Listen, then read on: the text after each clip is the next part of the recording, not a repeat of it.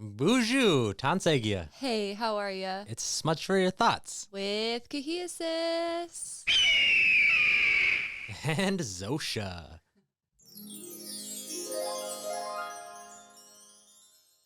So today we have the pleasure of speaking with Dante Biss-Grayson. Really awesome conversation we had with him. Has a lot going on, a lot of talents and a lot of success in his life. He's an artist, poet, designer, or fashion designer, combat veteran. Anyway, we'll talk about it in the episode. I won't give too much away, but Yeah, you should definitely listen to this. He has some good points about different topics, and I mean, he gives his perspective on what it means to be Osage. Yeah. Anyway, listen to this episode, and we hope you enjoy it. We know you'll enjoy it. We hope. We know. We know. Okay. All right.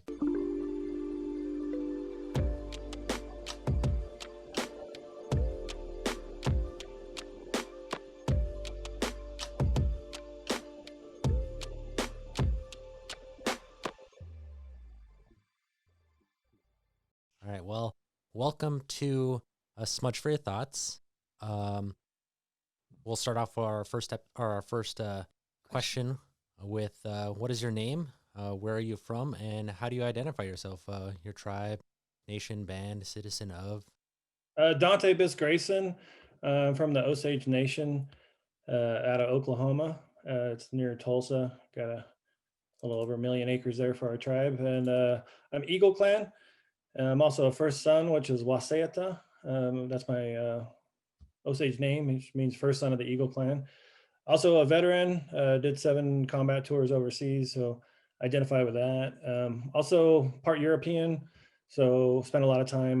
My first tour was actually in Italy, so I identify with that as well. But yeah, I'm also a federal employee. I work on the Navajo Nation and have been dealing with the response to the COVID pandemic. So also an artist and a fashion designer and a poet, and just stay busy with it's like healing for me. So yeah, that's me.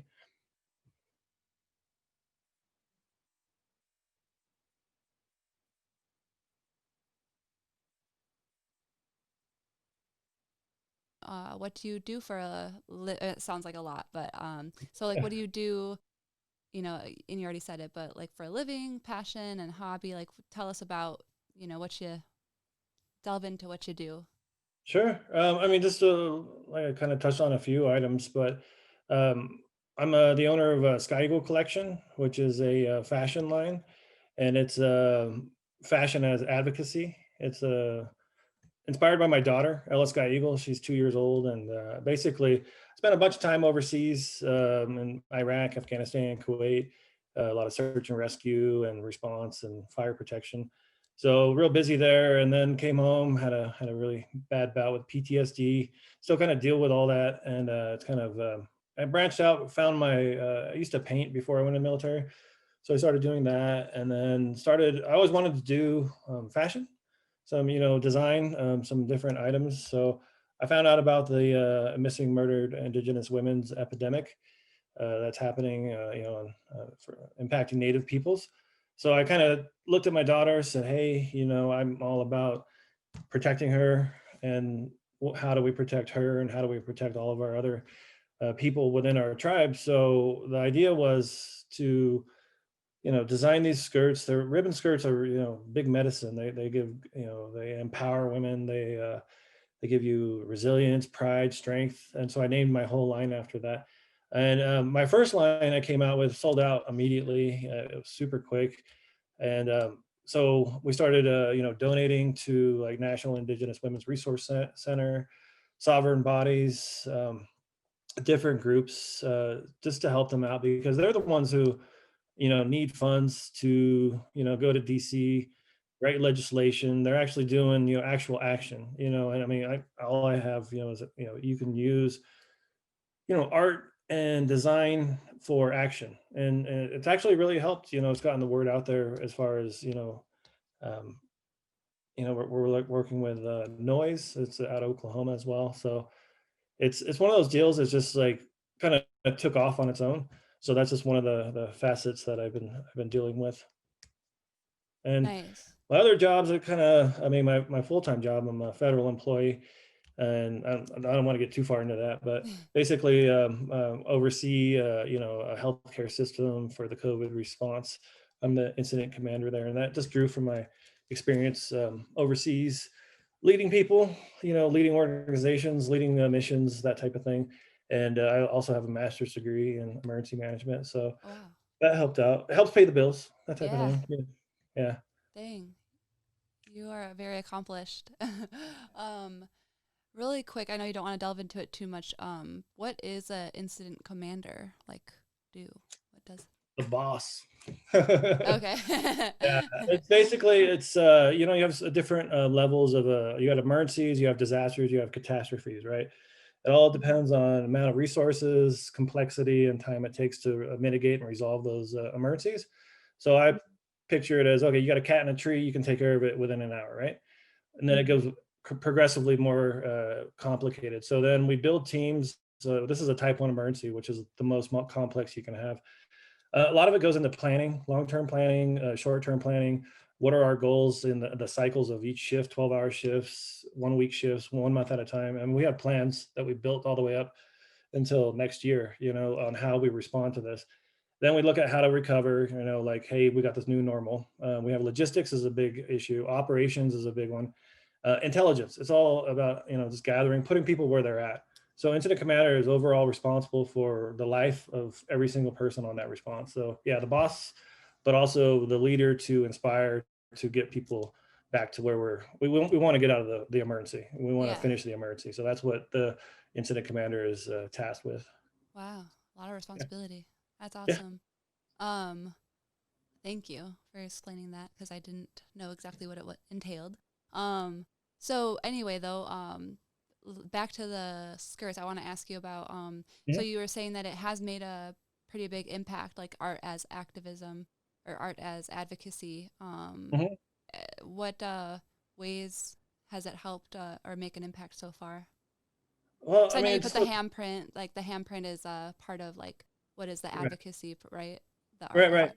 And Yeah. that speaks to, the red hand is those that we lost, and those are the who we're still looking for, that type of thing. So different facets there again. It's I mean, just the looking at the analytics of it, the word, the message from the posts that I've made, the websites. I mean, we've exceeded like 500,000 views, and I mean, a lot of interaction and all that. So the outcome of it, very, very useful. A lot of people come to us and say, hey, like, can we help out, whatever. And so, and I'm always super helpful. Like, I've donated a lot of skirts for like fundraisers to these groups. And the other one is individuals. Some people just written to me and they're like, hey, I can't afford it, or hey, this. And I'm like, hey, have one. And they write back, and then it's like, hey, this is something that really helped them either get to the next step in their life, or however wherever they're at. So for me, it's really good medicine. I mean, it's commercial on itself, so it's kind of like a fine balance there, because there's a lot of people out there that took the MMIW and ran with it and just started keychains and all this, little tchotchkes and all this.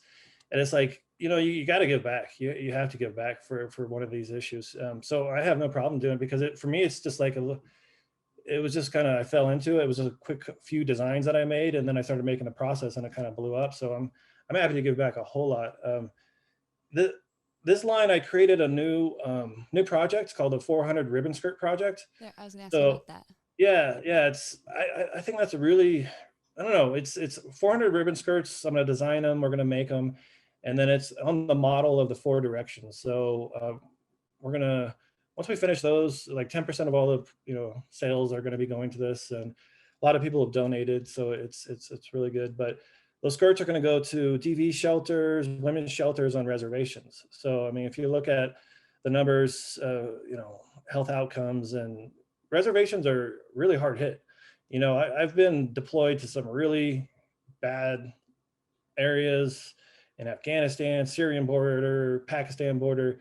These villages, the economic impact is so huge, and it's very comparable to what happens on Native American reservations. Here in Canada, United States, it's one of those ones. It's just like, it has to be addressed. So I think getting those skirts, a long time ago, I was homeless too, like way back when, and it was like, it sucks. So just a small gift or a small bundle of medicine to somebody who's in a hard spot, I think would help them. So the idea is like once they finish whatever their treatment or as they're getting released and they start looking for jobs, well, it'd be nice to have a really awesome skirt in my mind, and be like, here you go. Like, I think that's going to give you that little, hey, I got these skirts and I can go get a job. And, I have a little bit of strength and pride for myself. So that was the idea right there. So I'm pretty happy with that project because it's just like, hey, advocacy, art can take you other places, and Yes. design, that type of thing. So. I love that. That's a really great project that you've got going. I think that's really important. Like, helping people just get a leg up because that can mean a lot. Like if you have something nice to wear, like you said, go to interviews when you're out of those kinds of treatments or treatment places, or when you get out of the like a homeless shelter or DV shelter. That's really great to have. So, just a little leg up. I like that. Me too. I like that a lot. Um, Now you did. I mean, I don't want you to like talk too much about it, but because I want people to go out there and do some research themselves. But you touched on missing and murdered Indigenous women. Now, a lot of our listeners won't know what that is, and that it Don't is. know even that it's going Yeah, on. and Yeah. there's a. I mean, it's really sad that they don't know that that's going on. But I mean, it's huge and it's been going on for so long. But can you touch a little bit on that and like just tell us what it is and what's going on? Sure. I mean, and that's a great point. I mean, that's one of the reasons why I'm doing this is for the Sky Eagle project is to get more awareness and action. I mean, those are two simple words, but it takes a lot to get that out there, to get the message out there. So, um, on reservations being hard hit economically, socioeconomics, um, certain areas, women are missing.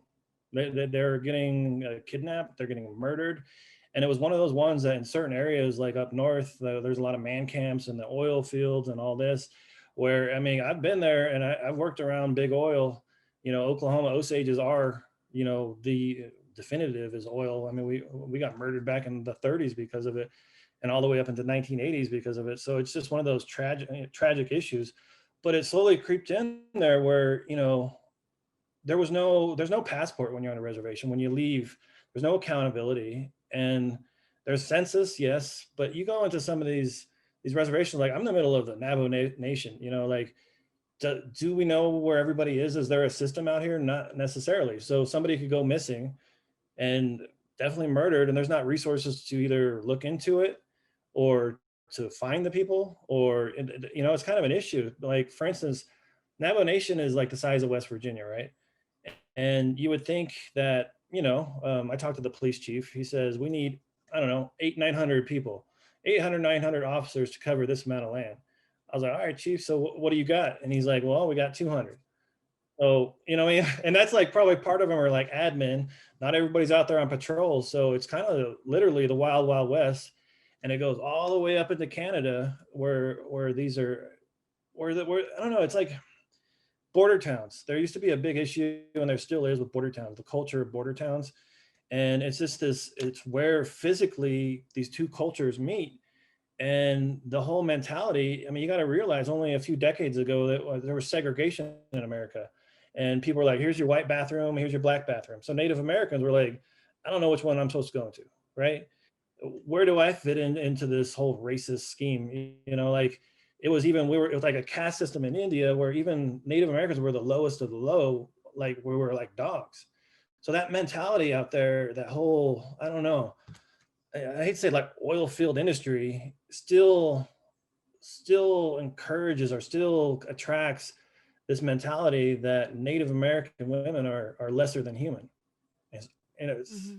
I don't know. So it's pretty Yeah. rough. No, I understand. It's really hard to talk about without getting like a sick feeling in Right. your stomach. Yeah. So that's basically it. And the numbers show, I don't have them in front of me, but I mean, it's an epidemic, and Yeah. it Yeah. should be managed as such. And it goes into my disaster management mode, like Yeah. the epidemic of alcoholism on the reservations, this epidemic of these women getting murdered and nobody's doing nothing.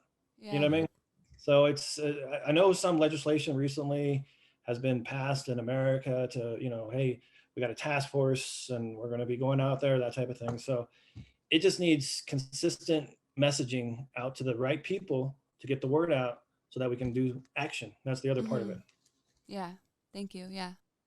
What were you gonna say, Jesus? Yeah. So I definitely want to uh, encourage people to go out there and find out more information about this. And um, do you provide some of this information on like your website, or where do you push people to go to like get more information about this? The National Indigenous Women's Resource Center, for me, I found is the central. They have a really good database, really academic. Whoever's managing that whole program, I've worked with them a little bit and donated here and there, and we've done Okay. some projects. But they've got a resource library on there that just Okay. basically where you're at, what you need.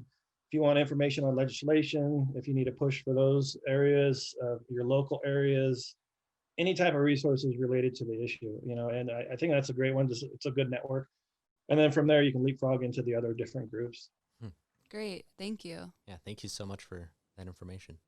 Mhm. Uh, so I I mean I see on in the background that you have all these skirts and like your handprints and everything. Could you just like show us around? Will show us what's going on back there and what you're doing? Yeah, it's on the desktop, so I'll have to bring it. Oh, I mean, no, you don't have to. Yeah, bring Oh, I'll the just entire show you. thing. Like Cool. this Cool. right here. I don't know if you can see. This is my part of my installation that I did. Nice. Yeah. There we go. There. Yeah. Yeah, I'm Nice. taking this to a museum next week, Nice. and then you can't really see it, but it has bob wire on it, and then it Okay. has all the prints of the missing posters. Oh wow. Yeah. That's So I just want to powerful. show you. I'll show you the one that basically started it all for Okay. me. So like this one right Oh here, yeah, I've seen that one. Yeah. you can see, and that's the red hand. And the idea on these ones is the four color schemes of the four directions. Okay. And for me, that just brings real good medicine as far as when I design these. So that's the idea there. Awesome. That's like that's the whole line, Yeah. Yeah, they're beautiful. I really love I love the like the ones that are really graphic. And then I also really love the ones with the really nice lace overlay. Yeah, Like, those yeah. ones are beautiful too. That was named after Ella, who was my daughter. Oh, nice. So like her full name is Ella Sky Eagle, and then that Yeah. series is actually Ella. So Okay. it's and my wife, she's from Bali, Indonesia. Oh, wow. So we go over there a lot, and that's where I find, we have a lot of lace and like different Okay. suppliers. Because some of this lace is pretty hard to find, it's like real vintage and antique. But yeah, I just start with writing down just rough concepts. Like I do a lot of poetry too. So like, as an example, one of the poems, I'm designing the material onto the skirt material, and then it'll be written word in like the constitutional font, that type of thing. And it's about a MMIW case. So then once I get there, then I work on it on the computer, basically to fine tune it. And then once it's ready to be released, then we make it. So I can't wait to see that That's really one. cool. Yeah, that'll be really cool to And yeah. see. now you did say that you've always wanted to like be a designer. What inspired you to start doing this designing? I know that you touched on it a little bit, but could you explain a little bit further on that?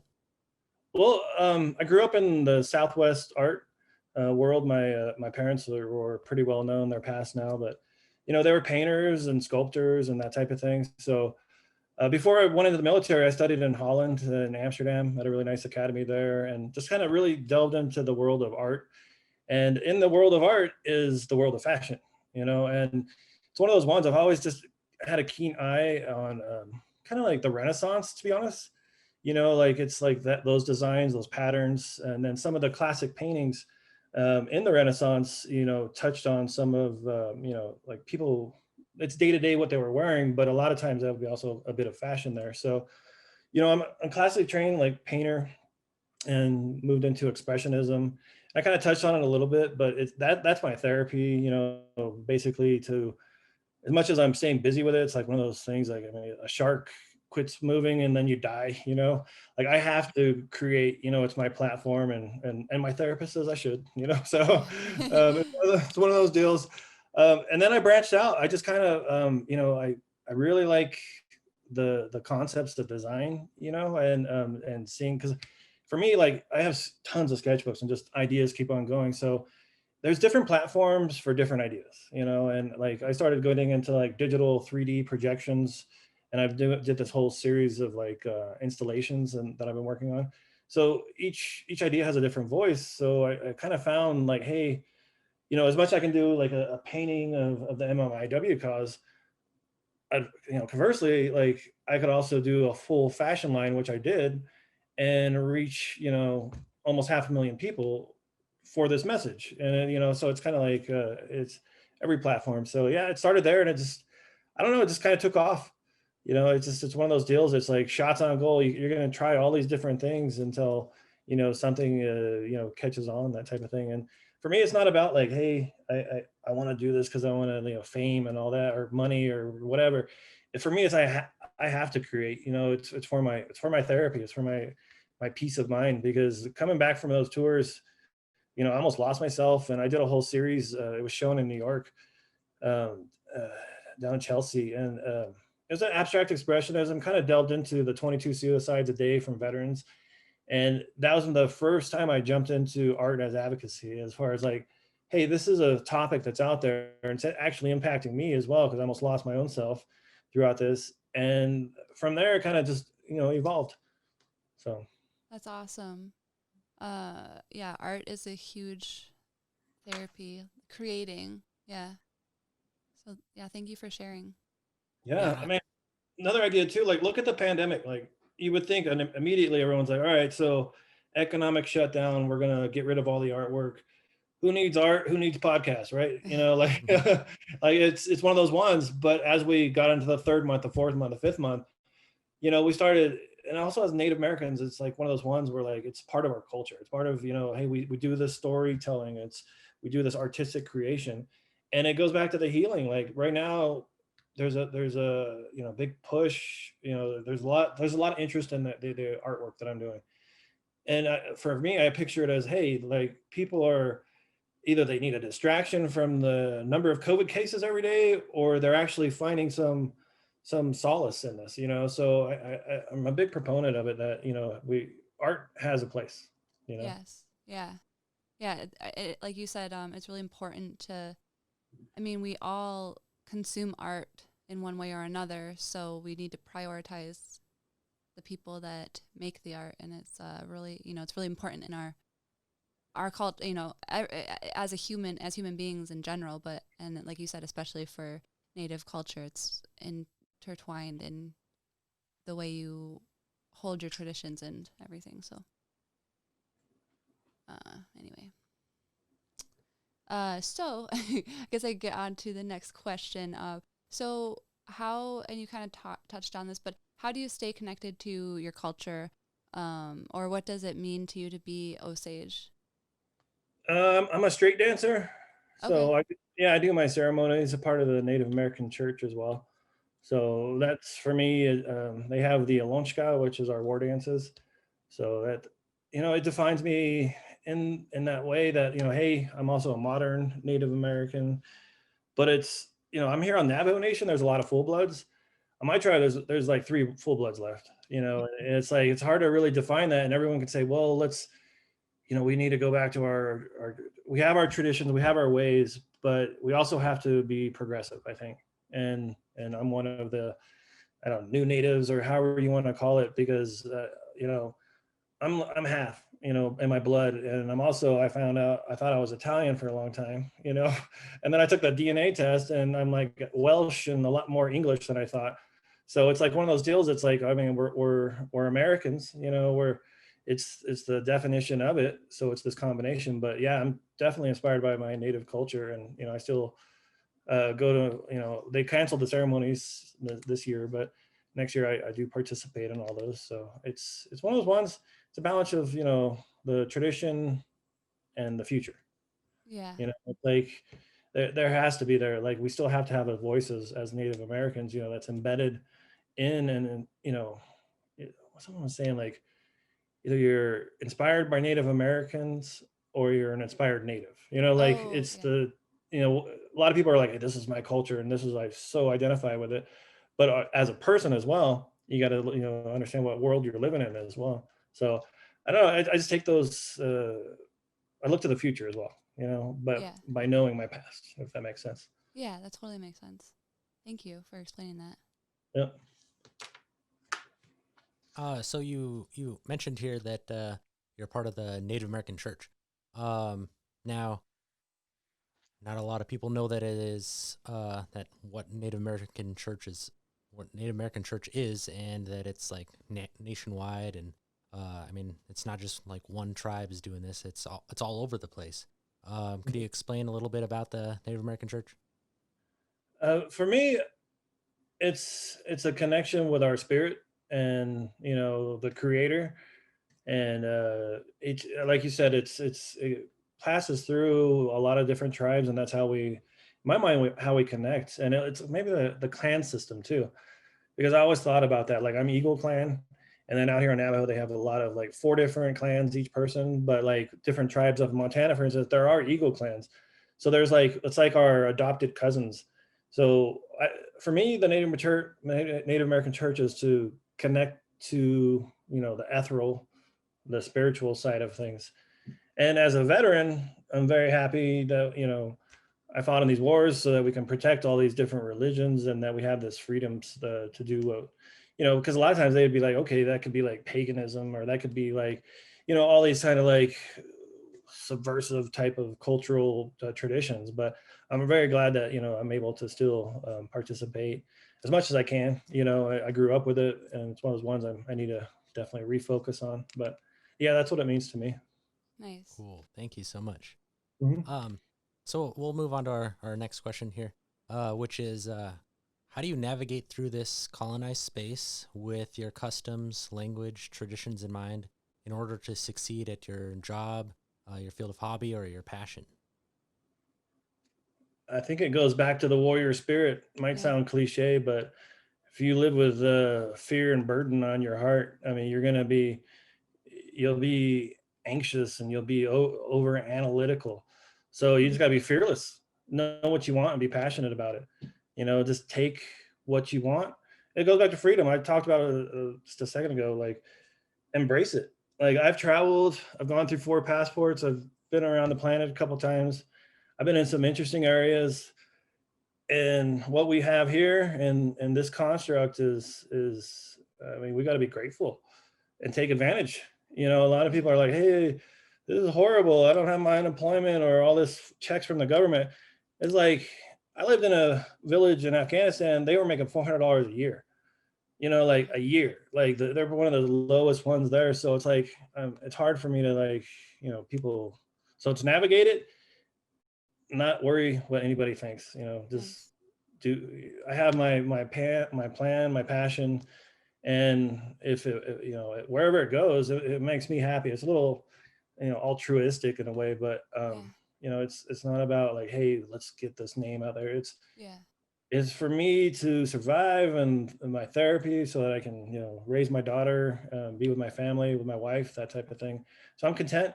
That's how I do that. But I can't let anybody kind of just judge or direct as well. I mean, I gotta be a step ahead of the development of these ideas. So yeah, and shots on goal too. Like, not all my work is perfecto, as I used to say. Yeah. So it's like, hey, you should have seen some of the first designs that we had for the skirts. They look kind of rugged, but it's just keep on. All Yeah, right. like don't let that outside stuff distract you. Like stay Yeah. grounded in your own passion and, like you said, your own plan for yourself. I love that. It's really Uh, important. yeah, you're touching on you're traveling around the world, and so whenever you're traveling around there, what was your experience like being a Native American in those different areas? How do you describe that to other people? Well, it's one of those ones. It's force protection is one of the things they used to say in the military. Uh, you gotta, it's like a chameleon a little bit. You gotta know time and place. Like I was in some places in former Russia where probably wouldn't have been a good idea to tell them that I was a US citizen, that type of thing. But, being say, hey, I am Native American, and there's so much cliches out there. I mean, the Pocahontas, it's just, and then sometimes, some people, I mean, I lived in Iceland too. A lot of people really interested and like, honestly, like good conversations with them. But it's one of those ones, it's a lot of people are just, it's very, the perception of Native America globally seems to be fairly commercial. And, and there are some good people out there who really honestly want to, understand and all that. So it's one of those ones, it's, I mean, I don't wear it on my shoulder, that type of thing, but it's time and place. I had some ceremonies when I was in Afghanistan for people that, that we lost, that type of thing. I think it was useful. It's like military, they embrace all different religions and all that, all different cultures. So um, I was able to, with my crew, with my team, show them, here and there, that type of thing. And those that had genuine interest, I explained as best I could. With those with some sort of weird perspective on it, I just kind of like press on and be like, hey, Yeah. you might want to read a book or something. So Might it's want an to learn a interesting thing or world two. out there. Yeah. Yeah. That's What branch of the military were you a part of? I was Air Force. Air Force. oh Okay. cool. Yeah. So a crash fire rescue, did, response to, I was on a nuke base for a long time. And then we did response, helicopters, airplanes that crash out in the middle of nowhere, and we go get them and that type of thing. And then I was a DOD contract for a long time. So then just took off the uniform, same job, just a little more freedom, a little more money, you know? Yeah. So it was interesting. It was 12 years downrange. So it was since right before 9/11. I joined in 2000, and then I finally finished up in 2012. Okay. Well, that's a Cool. long time. Um, I want to backtrack a little bit here. Mhm. You talked about displaying your art. Like you said that the handprint back there is going to be going into a museum. Oh yeah. And you also mentioned that you had some stuff up in New York, I believe you said. No, he did. Yeah. Yeah. Oh, You yeah, had yeah, some yeah. stuff Sorry, up yeah. in New York. Can you like tell us a little bit about how you went about getting this platform and where people could actually go and see all this work? Like whenever that comes up, where could we see that? Yeah. So it's my other website that I have, Dante Biss-Grayson, and that was all just networking as well. Like even though I was in the military overseas 12 years, I didn't do a lot of art. I did a lot of writing during that time. So when I got back, 2012, just started painting studio again, and it was just all networking. Reach out again, shot on goal, like the New York show. That was out of the blue, and I have a couple collectors out there, so maybe that helped out. And then Santa Fe, I was born in Santa Fe, New Mexico, Oh, okay. so I grew up there. And a lot of art there. Santa Fe Indian Market. I've been doing that now. Keep selling out on that show, and then the museums. Like this year, it was just people reaching out to me. I was a part of a few museum shows in Santa Fe and sold some work there. And yeah, the museum show, it's just a matter. I've known the director there for a while.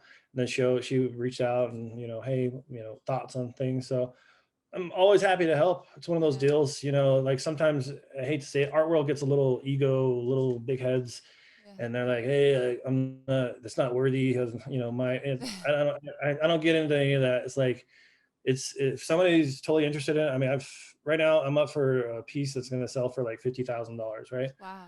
And that's probably is the biggest sell that I'll have in my, since I started doing art. But I've also done a lot of commissions, people who just love my work, and I'm like, hey, I'll work with you. What's your budget?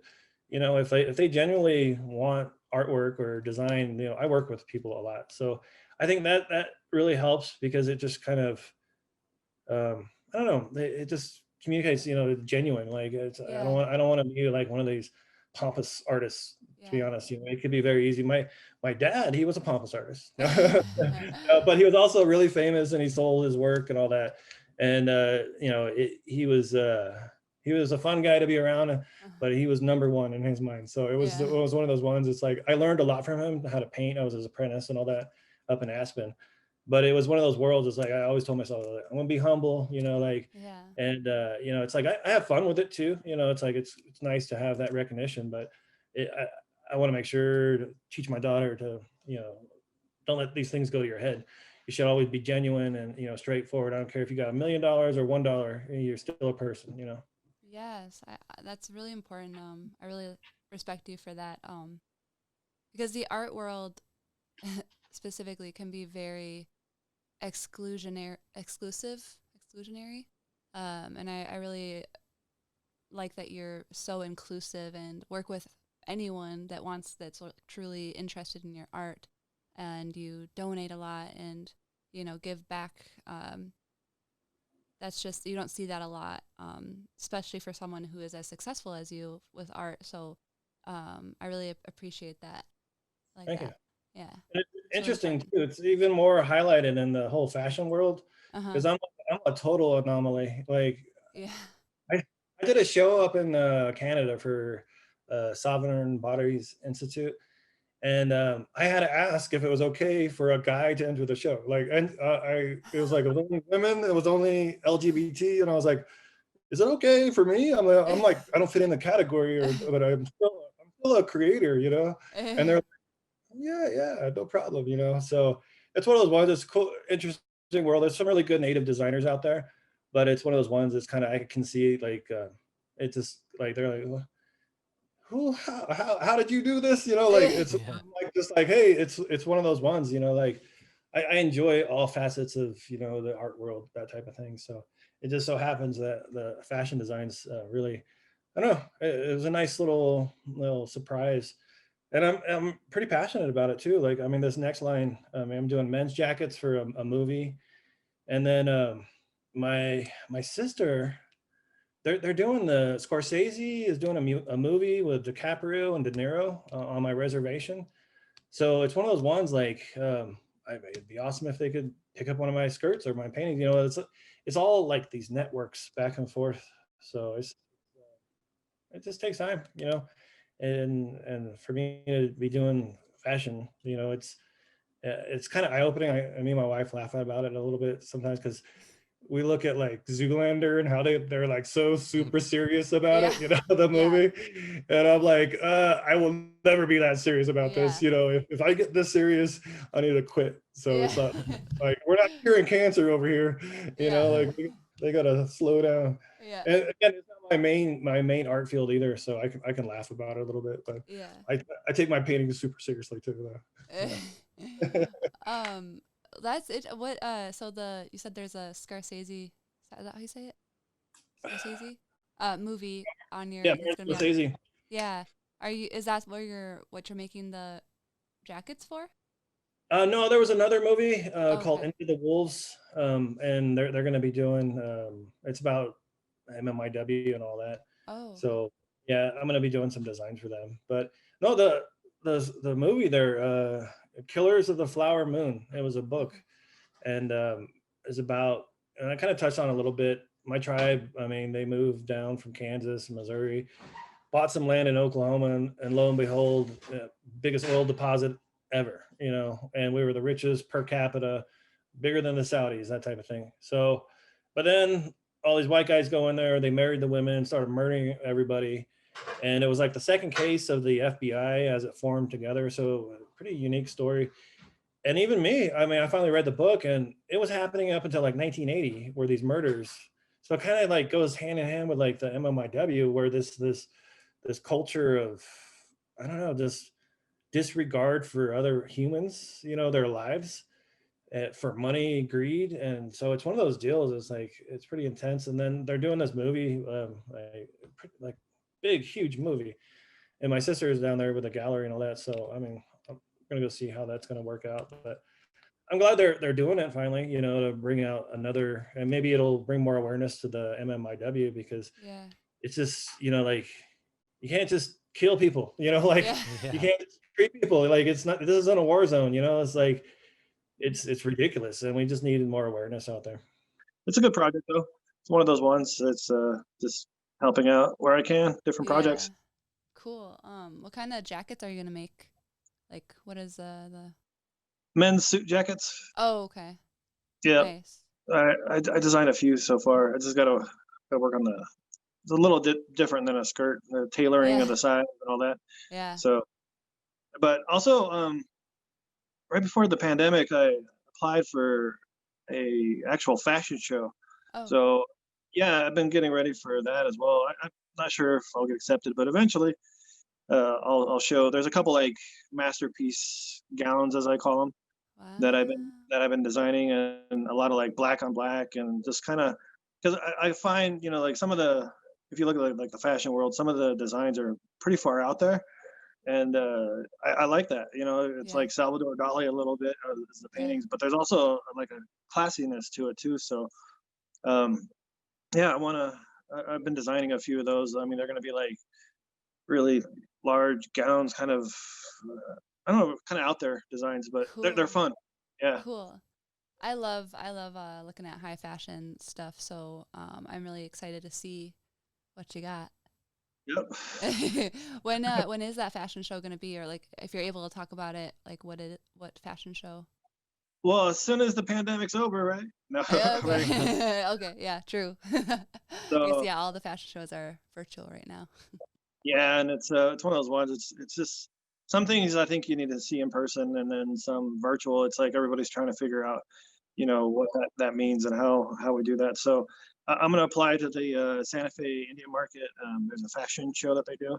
So Okay. I'm gonna apply there to see, and I already got the proposal. All these different sketches, and I'm actually just gonna be designing and producing the main uh, dresses and the gowns and all that. So even if I don't have a show, I mean, I'm sure somebody will Yeah. wear them eventually. Like because Yeah. Yeah. they're super fun. Cool. I'll buy them if I have enough money. No, I'm just kidding. I'll uh, I'll give you a podcast discount. okay. That's awesome. So, do you want to read the next question? Yeah, so we are actually at our last question here. Oh yeah, we are, huh? So what do you wish to let our audience know about your community or tribe, or what Just kind of final thoughts do you have about it? Anything that we've talked about, or anything at all in general? Well, we wide talked open. about a lot, so Yeah, yeah, Yeah.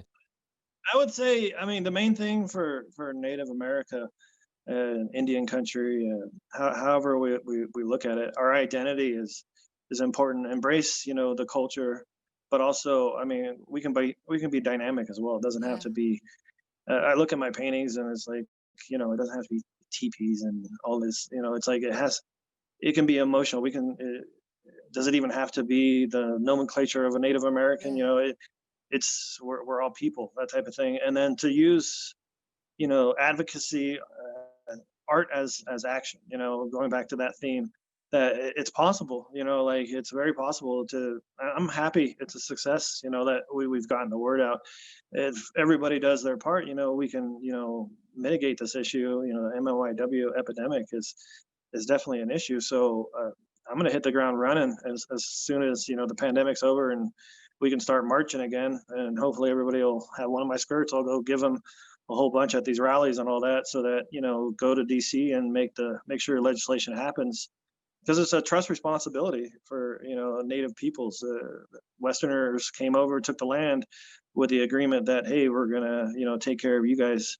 So by not addressing it, I don't think they're holding up their part of the deal, that type yeah, of thing. So, I want to be able to go in there, make sure that our voice is heard and yeah, that action happens, and that's the takeaway from it, that any platform, it just takes time, design it, whatever your passion is, and just go with it.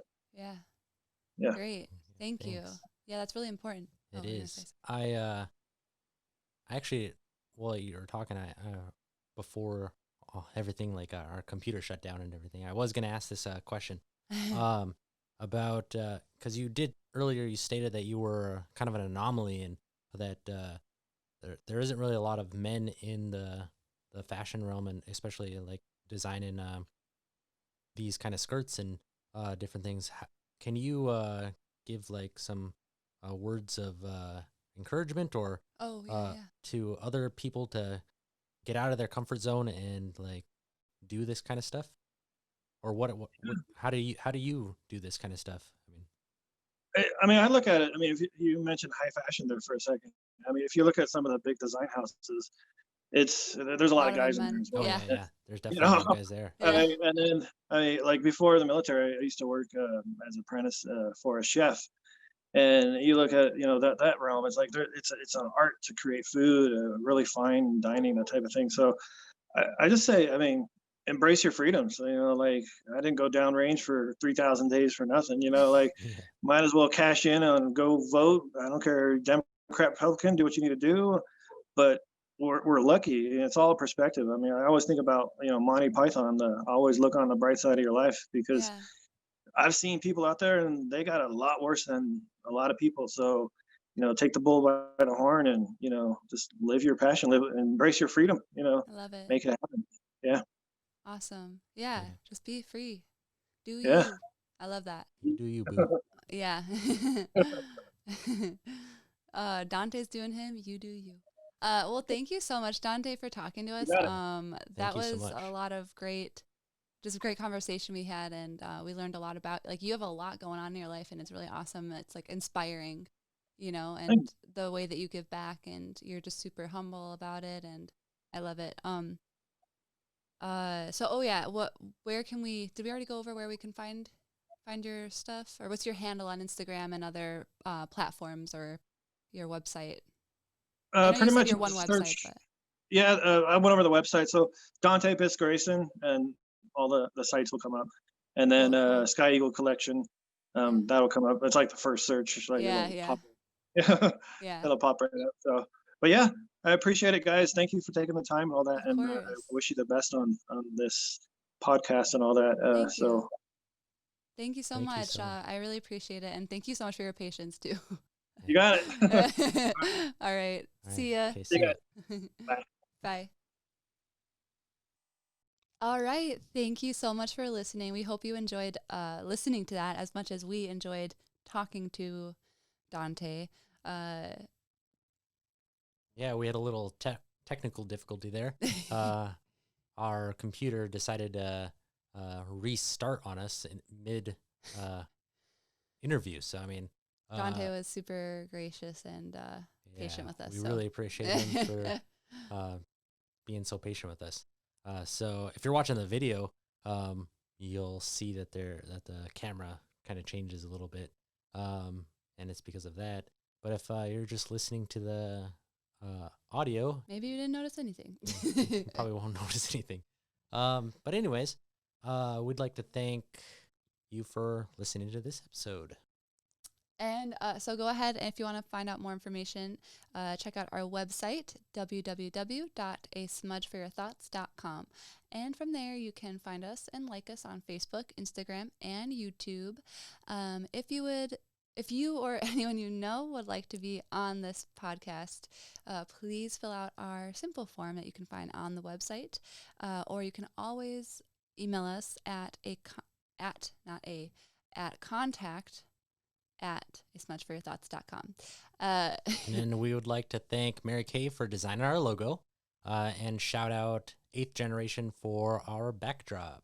I mean, they did not provide us this, but they, we just love what they stand for. They are inspired natives, not native inspired.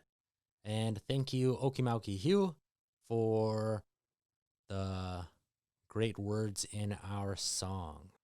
In our intro song. Yeah, our intro song.